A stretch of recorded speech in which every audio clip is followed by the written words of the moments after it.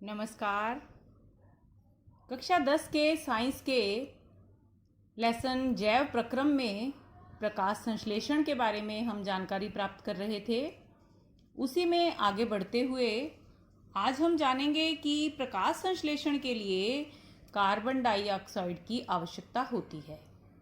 शब्दों में तो हम यह पहले से ही जानते हैं कि कार्बन डाइऑक्साइड से ही प्रकाश संश्लेषण पौधे कर पाते हैं, लेकिन एक क्रियाकलाप की मदद से इसे आज हम और अच्छे से जानेंगे।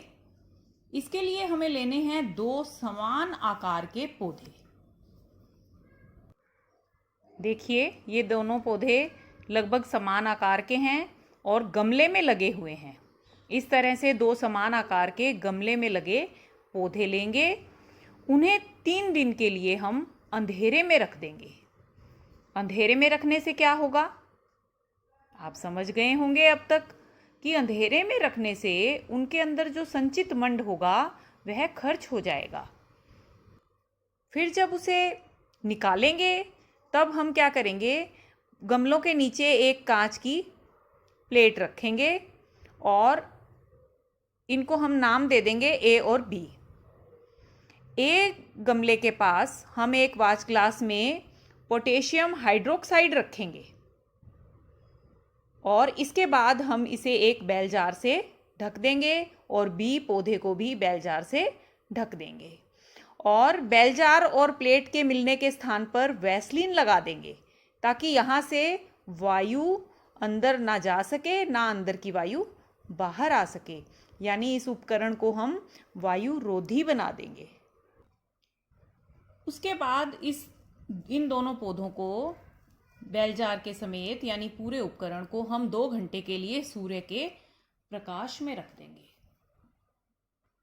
जब हमने इन दोनों पौधों को प्रकाश में रखा तो दोनों की परिस्थितियों में क्या अंतर है यह आपको समझ आ रहा होगा।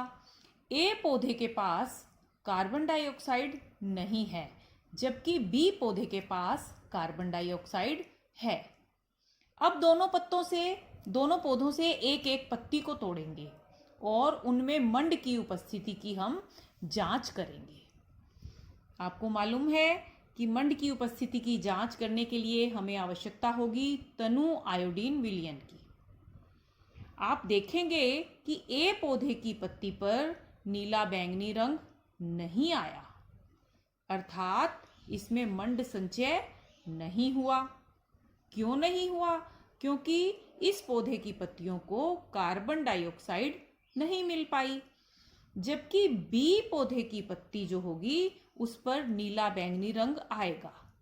मतलब बी पौधे में कार्बन डाइऑक्साइड उपलब्ध थी, इसलिए उसमें प्रकाश संश्लेषण हुआ, जिससे मंड का भी संचय हुआ। ये सब बातें तो थी स्वपोषी पोषण के बारे में। अब हम जानते हैं विषमपोषी पोषण के बारे में। पोषण के आधार पर जीवों में पर्याप्त विविधता देखने को मिलती है। विषमपोषी अर्थात ऐसे जीव जो पोषण के लिए प्रत्यक्ष या अप्रत्यक्ष रूप से स्वपोषी पर निर्भर होते हैं। विषमपोषी विविध प्रकार के होते हैं। उनके भोजन ग्रहण करने के तरीके भी कई प्रकार के होते हैं। जैसे घोड़ा, गाय, बकरी जब जमीन पर लगी घास खा रहे हों तो उन्हें यह खतरा नहीं रहता कि घास भाग जाएगी, लेकिन छिपकली को कीट पतंगा पकड़ने के लिए उसी प्रकार मेहनत करनी पड़ती है जिस प्रकार एक शेर को हिरण को पकड़ने के लिए करनी पड़ती है। भोज्य पदार्थों के पाचन और विघटन के आधार पर भी विविधता रोचक होती है।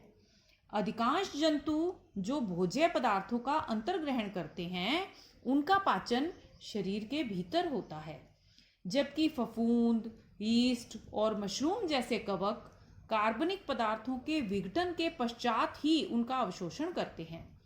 यानी भोजन का अंतर्ग्रहण व पाचन शरीर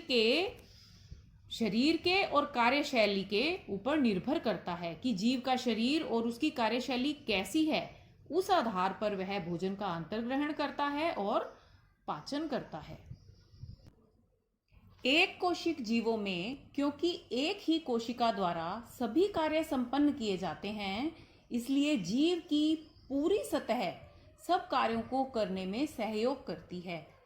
जीव की जटिलता बढ़ने के साथ साथ विभिन्न कार्य विशिष्ट अंगों के द्वारा संपन्न किए जाते हैं। अमीबा, जो एक अनियमित आकृति का एक कोशिकीय जलीय जीव होता है, इसके शरीर पर उंगली नुमा प्रवर्ध होते हैं। ये प्रवर्ध अस्थायी होते हैं। इन्हें पादाब कहा जाता है। ये पादाब भोजन के कणों को घेर लेते हैं और इसे घेरने के लिए ये आसानी से अपना आकार बदल सकते हैं। ये इस तरह से बढ़ जाएगा और फिर ये आपस में संगलित हो जाएगी कोशिका और ये खाद्य धानी बन जाएगी। और ये खाद्य धानी या खाद्य रिक्तिका जो बनेगी, इसके भीतर के जटिल पदार्थों को फिर सरल पदार्थों में तोड़ा जाएगा, यानी खाद्य का पाचन किया जाएगा। फिर वे सरल पदार्थ कोशिका द्रव्य में विसरित हो जाते हैं और बचा हुआ अपचित खाद्य कोशिका की सतह की ओर गति करता है। जो बचा हुआ अपचित होगा वो कोशिका की सतह की ओर आएगा और शरीर से बाहर निकल जाएगा। पैरामीशियम भी एक कोशिकीय जीव है, लेकिन इसकी आकृति निश्चित होती है। यह भोजन को एक विशिष्ट स्थान से ग्रहण करता है, जिसे कोशिका मुख कहते हैं। इसके शरीर पर पक्षमाभ या सीलिया होते हैं। पूरे शरीर पर बाल नुमा छोटी रचनाएं सीलिया होती हैं। ये भोजन ग्रहण के समय इस तरह से लहराती हैं कि भोजन निश्चित स्थान जहां जिसे हम कोशिका मुख कहते हैं उसकी ओर आ जाता है। और यही सीलिया इसकी गति में भी मदद करते हैं और इसमें भोजन के निष्कासन के लिए भी एक निश्चित स्थान होता है। ये तो थी एक कोशिक जीवों के पोषण की बात। जैसे जैसे जीवों में जटिलता आती जाती है, उनमें सभी संरचनाएं जटिल होती जाती हैं। आने वाले वीडियो में हम मानव पाचन तंत्र के बारे में जानेंगे, मानव पोषण के बारे में जानेंगे।